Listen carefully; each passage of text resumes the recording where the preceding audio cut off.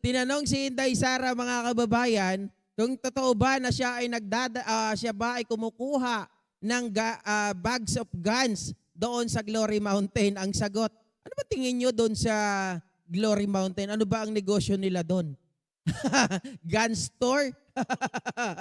Bakit, mga kababayan? Siyempre, pag illegal, di ba? Pag illegal, natural, hindi yan sa guns, hindi yan ipapakita doon sa mga pangkaraniwang lugar lang. Pag illegal, doon mo makikita yan sa liblib na lugar na hindi naaabot ng pangkaraniwang tao. Di po ba? Ginagawa tayong mga tanga ng mga to eh. Alangan naman doon magbenta ng baril yan. Siyempre, hindi gangster na lihitimo yan. Ang datingan doon, mga kababayan, total, magkakaibigan naman yan. Di ba? Ang sabi pa nga, ang nagdadala talaga ay si Kibuloy galing sa Amerika, parte-parte, ayon kay Arturo Las Cañas. Dapat, ganito na lang. Humarap na lang sila sa Senate investigation, ipatawag ni Riza, sagutin nila yung mga katanungan doon, at para makita natin under oath itong mga to. Tingnan natin kung sila ay nagsisinungaling o hindi. Diba? Diyan natin malalaman, mga kababayan eh. Hindi kasi tayo pwedeng maghaka-haka lang. Ako, sa totoo lang, syempre naniniwala ako dun sa mga witness. Pero, mas masarap po pakinggan kung haharap iyong magtatay na ito.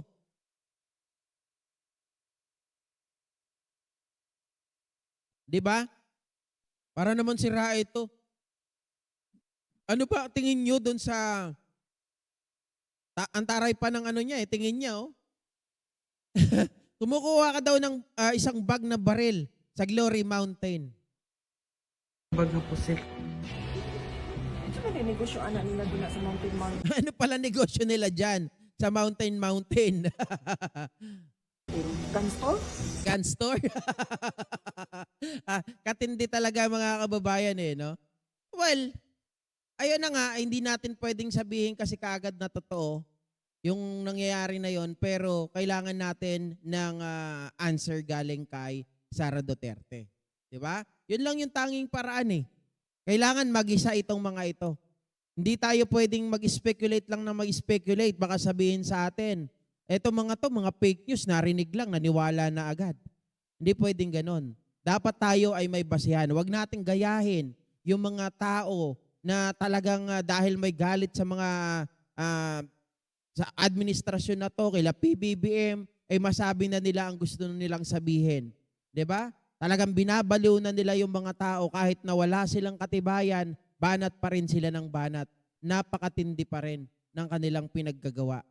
'Di ba?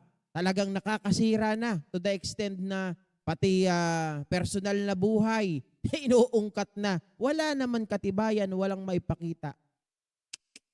Grabe. Shoutout po kay Ma'am Yoli Binuya, kay Maritel T, Betchay Araza Ruiz. Dapat talaga mayroong investigation. Tama, correct po. Parang di makabasag pinggan si Sara. Hehehe. Hindi talaga ako makapaniwala pag nakikita ko siya kabsat. Ako, sa totoo lang, kami ni Macy's nagtatawanan kami, kabsat nga Yoli. Dahil, sabi ko nga dati hindi ko tiningnan yung nanuntok siya ng sheriff. Pag tinitingnan ko si Sara dati, gandang-ganda ako talaga. Alam ni Mrs. yan. Talagang pag meron siyang event, tapos makikita ko siya, halimbawa, nandito lang sa may lugar dito sa Quezon Avenue, kasi dyan yung kanilang HQ, headquarters. Diba? Isda. Inday Sara Duterte ako HQ. Talaga nagpupunta po kami palagi dahil gustong-gusto kong makita itong na to. Talagang hindi rin ako makapaniwala. At yung yung pagkabibo-bibo niya, hindi rin ako makapaniwala na hindi niya pala kayang makipagdebate. Hindi niya kaya na umarap sa maraming tao, lalong-lalo na pag nagigipit na siya. Hindi na siya makapagsalita, hindi na makapag-isip. Grabe. Infinite Streams TV barrel plus 13 billion from 4 piece, kaya maraming barrel ang Duterte. Yun, pinsan na, pinsan nila dito sa Cebu, mga Durano clan, gun manufacturer, yun lang. Nako po. Mga Durano clan? Ngayon ko lang narinig yan, kapatid Marami pala, matindi pala itong mga to, no? Yung 13 billion from 4Ps, ang alam ko, hindi naman siya buo na 13 billion. No? Ito ay parang 8 billion lang ata yung na-allocate, nalipat. Not sure kasi hindi ko masyadong pinagtuunan. Si Amy lang ang pinagtuunan ko ng pansin. Pero hindi ko alam kung saan talaga inilipat lahat ng pera. Okay? Yoli Binuya, gandang gabi, Sisi Maritel T. At JDB Comments Pro Filipino, gun storage. Oo nga, yun. 'Di ba? Yung Glory Mountain ay hindi lang parang gun store. Yun ay gun storage. Kasi, syempre, alangan naman, tingnan nyo po yung style ng Glory Mountain, you cannot go there nang hindi ka po sasakay ng eroplano. Eh sino naman mga pangkaraniwang tao ang makakapunta doon? 'Di ba? Tayo naman walang eroplano. Oh. Yung mga mayayaman makakapunta doon. So secretly, kung meron doon, kung ito ay gun storage, mga kababayan, definitely malaya po silang makakakilos, malaya silang makakagalaw. Kahit mga pulis, pagpupuntahan mo yon, mga kababayan, simple lang. Bago pa sila makarating doon, sigurado tayo na ilipat na kaagad ng mga tao yung kanilang mga itinatagong kontrabando. Di ba?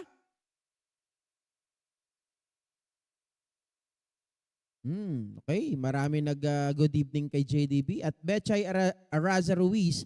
Ang tanong, saan kinuha ni Digong ang more than 300 na guns? Ito nga ang ang sinasabi ni Arturo Las Cañas, mga kababayan, yung mga baril daw ni Digong, hindi lang daw yan 300 to 400. Ang sinasabi niya po ay ito po. Bakit parang wala akong live sa Facebook? Ay, ito. Sabi niya, hindi lang yan daw 300 to 400. Yan daw ay bumibilang na almost 1,000 guns, mga kababayan. Binibit-bit daw yan ni Kibuloy, parte-parte. Bakit kamo? Sabi ni Las Cañas, tinanong siya, bakit parte-parte? Kasi unang-una, pag syempre, siya ay sa evangelist, siya daw ay may communication sa Panginoon. Hindi siya paghihinalaan basta-basta. So kung siya ay magdadala ng mga ganyang bagay, hindi talaga paghihinalaan. Kasi sasabihin, itong taong to, pari ito. So maalis yung sa kanya, yung pag-iisip na siya ay isang tagapagdala, di ba? Nagdadala o may dala na mga ipinagbabawal na mga baril. Yun po ang sinabi ni Arturo Las Cañas. And at the same time, yan din naman yung sinabi nung alias Rene. Jennifer T, hirap kausap niyan. Buti pa, manood na lang ako ng basketball. Hirap ba kausap? At Maritel T, shoutout daw kay Capdong at Sir Wilfredo Lazar. Mga guilty na tao, mga penta at foul-mouthed family. Busy sila paano nila maaagaw ang maayos na gobyerno. At Amy Balmeo, si Sara mahina ulo, kaya pala din nakikipag-debate. Beauty without brain, yun lang. Nadali ako dyan, no? Nadali ako dyan, kala ko bibo eh. Yun pala, wala. Walay. Bye muna, go. Team replay na lang ako later. Therapy muna ako, bye. Okay po, ingat. Therapy muna, unahin. At Infinite Streams TV, legit yan host. Mga abusado din dito dito ng North Part Cebu, mga political clan, Dorano clan. Pinasan buo ng mga Duterte. Same feathers lang, magpipinsan to. Ay, talaga, may mga, kaya pala siguro, diyan nila gusto na mag-rally. Ang tanong diyan, ano kaya sila? Papalag ba sila sa mga clan ni Garcia, ni Gwen Garcia? Di ba? Yan lang hindi natin alam. Ma'am Allen Arsenas, let's just wait and see kung a-attend or magpapakita sa inquiry at kapag si Inday sa mga... Yun nga ang gusto ko makita eh. Sa totoo lang. Ito nga gusto ko makita eh. Doon sa debate. Siyempre, pag itong si Risa Ontiveros, magkakaharap na naman sila. 'Di ba? Si Risa Baby, yung nanggisa sa kanya doon sa sa budget hearing. Although si Risa tahimik, simple lang kung magtanong, walang kahasel-hasel nga para sa akin eh. Hindi siya hindi siya nape-pressure eh. Talagang maganda yung mga bitaw niya ng mga tanong. Hindi siya yung grandstanding kung magtanong na sinisigawan yung mga resource person.